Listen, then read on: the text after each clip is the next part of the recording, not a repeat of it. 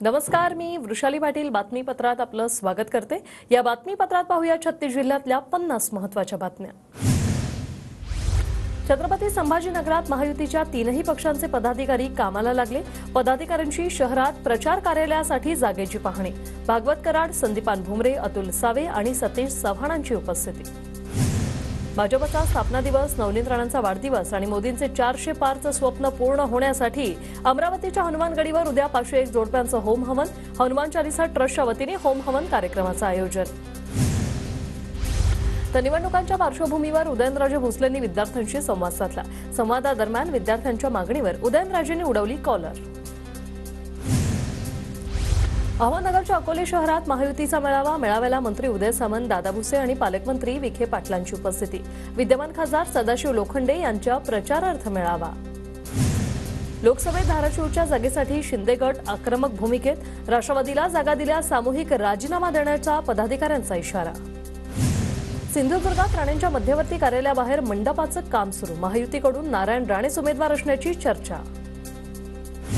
नाशिक लोकसभा मतदारसंघात महायुतीकडून उमेदवारीची घोषणा नसताना हेमंत गोडसेंकडून प्रचाराला सुरुवात। 10 वर्षात केलेल्या विकास कामांचं पत्रक मतदारसंघातील लोकांपर्यंत पोहोचवण्याचं काम सुरू। महायुतीच्या प्रचारासाठी नितीन गडकरी आज गडचिरोलीत। महायुतीचे उमेदवार अशोक नेतेंच्या प्रचारासाठी गडकरींसह भाजपच्या वरिष्ठ नेत्यांची उपस्थिती। हिंगोलीतून बाळासाहेब ठाकरेंच्या विचारांचे 3 शिलेदार लोकसभेच्या रिंगणात। मवियाकडून नागेश पाटील आष्टीकर, महायुतीकडून बाबूराव कदम कोवळीकर, तर वंचितकडून डॉक्टर बी.डी. चव्हाणांना उमेदवारी। पुण्याच्या इंदापूरमध्ये सुनेत्रा पवारांच्या प्रचारासाठी आमदार दत्तात्रय भरणे, आमदार यशवंत माने मैदानात। तालुक्यातील 4 जिल्हा परिषद गटात भरणे तर 3 जिल्हा परिषद गटात यशवंत माने प्रचार करणार। सुनेत्रा पवारांचा भोरमध्ये शिंदे गटाकडून जंगी स्वागत। सुनेत्रा पवारांवर भोरमध्ये जेसीबी मधून पुष्पवृष्टी। सुनेत्रा पवार भाटगर धरण खोऱ्यातील ग्रामस्थांशी संवाद साधणार। सुनेत्रा पवारांच्या भोर तालुक्यातील गावभेटी दरम्यान अनेक कार्यकर्त्यांचा राष्ट्रवादीत प्रवेश। विविध पक्षातील कार्यकर्ते आणि पदाधिकाऱ्यांचा पक्षप्रवेश।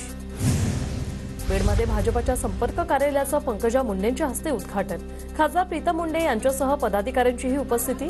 महायुतीचा विजय असो, पंकजा मुंडे यांनी दिल्या घोषणा। बीडमध्ये भाजप उमेदवार पंकजा मुंडे यांचे बॅनर लागले। पंकजा मुंडेंच्या बॅनरवर दिवंगत विनायक मेटे यांचा फोटो, जिल्हाभरात बॅनरबाजी। मुख्यमंत्री शिंदे महाराष्ट्र भूषण अप्पासाहेब धर्माधिकारी यांच्या भेटीला। धर्माधिकारी यांच्या रायगडमधील रेवदंडा येथील निवासस्थानी भेट। यवतमाळ वाशिम लोकसभा मतदारसंघात वंचितला मोठा धक्का।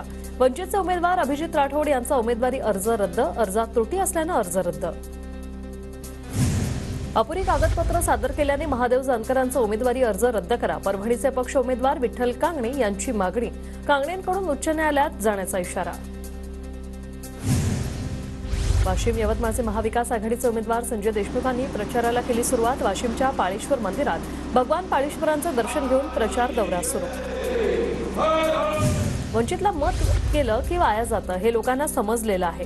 लोकसभेत वंचितचा परिणाम होणार नाही। नांदेड लोकसभेचे मवियाचे उमेदवार वसंतराव चव्हाणांचं वक्तव्य। वसंत मोरेंकडून ससून रुग्णालयात प्रशासनाला उंदीर पकडण्याचा पिंजरा भेट। 3 दिवसांपूर्वी उंदीरचा एकाचा मृत्यू झाल्याच्या आरोपानंतर मोरेंकडून पिंजरा भेट। बुलढाणा जिल्ह्यातील सिंदखेडराजा तालुक्यात मतदानाची टक्केवारी वाढवण्यासाठी विद्यार्थ्यांकडून जनजागृती। विद्यार्थ्यांकडून प्रभात फेरी काढत मतदानाच्या दिवशी मतदान करण्याचं आवाहन। गोंदिया भंडारा मतदारसंघात मतदानाची टक्केवारी वाढवण्यासाठी विविध उपक्रमांचं आयोजन। जिल्हा प्रशासन आणि स्वीप सेलतर्फे 8 लाख मतदारांनी मतदानाची शपथ त्यांना दिली जाणार। जिल्हाधिकाऱ्यांची माहिती। लोकसभा निवडणुकीत मतदानाचा टक्का वाढवण्यासाठी जिल्हा प्रशासनाकडून उपक्रम। वोट कर नाशिक कर असे विविध उपक्रम राबवण्यात येत आहेत। गोंदियात उद्या होणारी अमित शहांची सभा रद्द। प्रकृतीच्या कारणास्तव सभा रद्द झाल्याची माहिती। 12 किंवा 13 एप्रिलला शहांची सभा होणार।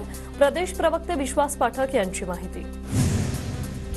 धाराशिव जिल्ह्यातील 1,93,000 शालेय विद्यार्थ्यांना 2 गणवेश देण्याचा निर्णय। गणवेश येवण्यासाठी 1,236 महिला बचत गटांना काम दिलं जाणार। यवतमाळ जिल्ह्यात उन्हाचा पारा वाढला। 2 दिवसात 41 अंश सेल्सिअस इतक्या उच्चांकी तापमानाची नोंद। वाढत्या तापमानाचा नाशिककरांना झाला। भंडाऱ्यात यावर्षीच्या उन्हाळ्यातील पहिल्या उष्ण दिवसाची नोंद। पुढील 5 दिवस जाणवणार तीव्र उष्णता। हवामान खात्याचा अंदाज। अकोला जिल्ह्यात उष्णतेची लाट, अकोल्यातील 216 ठिकाणी उष्माघात कक्षांची उभारणी, नागरिकांना सावधगिरी बाळगण्याचं जिल्हा प्रशासनाचं आवाहन. साताऱ्याच्या कराडमधील शेतकऱ्यांचे वाकुर्डे योजनेचे बिल कृष्णा कारखान्याने भरले. बिलाच्या रकमेचा चेक कारखाना संचालक डॉक्टर अतुल भोसलेंकडून शेतकऱ्यांकडे सुपूर्द.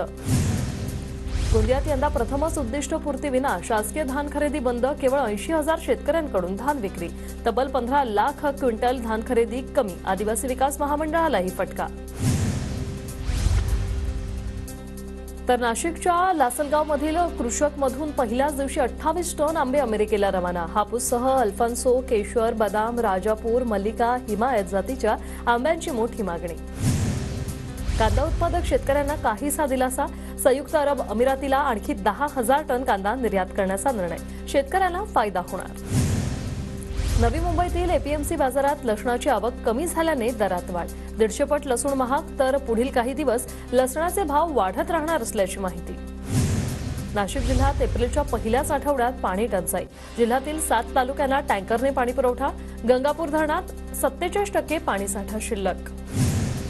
नाशिक जिल्ह्याच्या धरणातील 31% पाणीसाठा शिल्लक, गेल्या वर्षीच्या तुलनेत यावर्षी 15% पाणीसाठा कमी, नाशिककरांची चिंता वाढली. पालघर जिल्ह्याच्या मोखाडा तालुक्यातील 55 गावपाड्यांवर भीषण पाणी टंचाई, टंचाईग्रस्त भागात प्रशासनाकडून 19 टँकरने पाणी पुरवठा. धाराशिव तालुक्यातील तेरसह ढोकी, येडशी आणि कसबे तळवडे गावांना तेरणा प्रकल्पातून पाणी पुरवठा करण्यात येणार, 80,000 नागरिकांना पिण्याच्या पाण्याची सोय होणार. रत्नागिरी जिल्ह्यात पाणी टंचाईग्रस्त वाड्यांच्या संख्येत वाढ, जिल्ह्यातील 12 गावांमधील 16 वाड्यांमध्ये भीषण पाणी टंचाई. नाशिक महापालिकेकडून घरपट्टी देयकं ऑनलाईन तसंच एसएमएसद्वारे मिळण्याची सुविधा उपलब्ध, गतवर्षीप्रमाणे पुढील वर्षी देखील 206 कोटी रुपयांच्या घरपट्टीचा टप्पा ओलांडण्यासाठी महापालिका सवलती देणार. टाटा कोयनेचा समुद्रात वाहून जाणाऱ्या 116 टीएमसी पाण्याचा प्रश्न मार्गी लावा आणि टंचाईग्रस्त भागाला द्या, अन्यथा आंदोलन करू, वॉटर आर्मीचे नेते प्रफुल्ल कदमांचा सरकारला इशारा. धाराशिव जिल्ह्यातील तेरमध्ये पापमोचनी एकादशी निमित्त भाविकांची गर्दी, परिसरातील लाखो भाविकांनी संत गोरोबा काकांच्या समाधीचं दर्शन घेतलं. नाशिकच्या सिन्नर तालुक्यातील मुसळगाव एमआयडीसीतील त्र्यंबक प्लास्टिक कारखान्याला भीषण आग, अग्निशमन दलाच्या गाड्या घटनास्थळी, आगीचं कारण अद्याप अस्पष्ट. मुंबई अहमदाबाद राष्ट्रीय महामार्गावर तलासरी ठक्करबाप्पा पुलाजवळ कंटेनर पलटी, ताबा सुटल्याने अपघात, कंटेनर पलटी होऊन थेट दुकानात शिरला, सुदैवानं जीवितहानी नाही. नागपूरच्या रामटेकमधील पटगोवारीत रात्रीच्या सुमारास पट्टेदार वाघाकडून गायीची शिकार, गावामध्ये भीतीचं वातावरण. नंदुरबार जिल्ह्यातील 4 आगारांना 150 नवीन इलेक्ट्रिक बस मिळणार, सातपुड्याच्या दुर्गम भागात इलेक्ट्रिक बस धावणार, नवीन गाड्या मिळणार असल्याने आर्थिक फायदा होणार. नाशिक दिंडोरी रस्त्यावर दुपारच्या सुमारास भीषण अपघात, बलेरो आणि दुचाकीत समोरासमोर धडक, अपघातात 5 जण जागीच ठार. लोकसभा निवडणुकीच्या अनुषंगाने धाराशिव पोलीस विभाग ऍक्शन मोडवर, तब्बल 1,500 गुन्हेगारांना पोलिसांकडून अजामीनपत्र वॉरंट, तर 660 परवानाधारक शस्त्र जप्त. पुणे पोलीस आणि सेंट्रल इंडस्ट्रीयल सिक्युरिटी फोर्सचा जेजुरी शहरात रूट मार्च, लोकसभा निवडणुकीच्या पार्श्वभूमीवर कायदा आणि सुव्यवस्था अबाधित ठेवण्यासाठी पोलीस सज्ज. लोकसभा निवडणुकीच्या पार्श्वभूमीवर नांदेडमध्ये पोलीस यंत्रणा सज्ज, पोलीस दलाकडून कारवाई, जिल्ह्यातील 20 टोळ्यांमधील 60 जणांना हद्दपार तर 14 जणांना अटक.